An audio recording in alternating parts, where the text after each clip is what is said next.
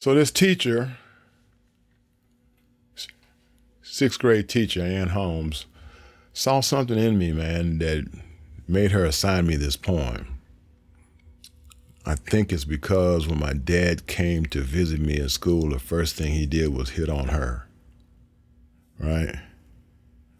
So she gave me this poem to recite at sixth grade graduation.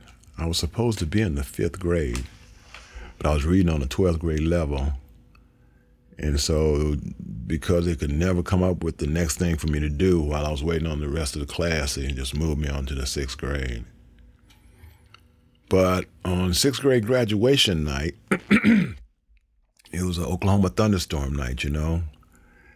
And right in the middle of my reciting this poem, the thunder started booming and lightning started striking. And I naively thought, okay, God, yeah, I hear you, you know. I got my assignment now. This is what I'm supposed to do. And so this poem I took with me, man, to college and prison and everywhere I've been. And it kept pulling me back, you know. So one of the first things I did when I had to sit down and make up a, quote, curriculum for our Peaceful Warriors was make a bunch of copies of this poem and laminate it and give it to every fourth and fifth grade boy I possibly could. You know, I said, hang on to this, man. Hang on to this. Someday, you know, it will serve you well. If, by Rudyard Kipling.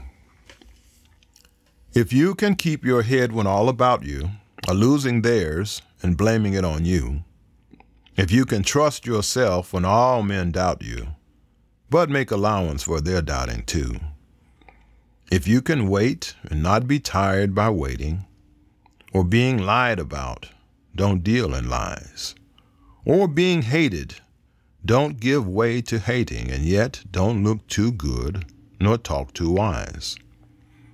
If you can dream and not make dreams your master, if you can think and not make thoughts your aim, if you can meet with triumph and disaster and treat those two impostors just the same, if you can bear to hear the truth you've spoken, twisted by knaves to make a trap for fools, or watch the things you gave your life to broken, and stoop and build them up with worn-out tools.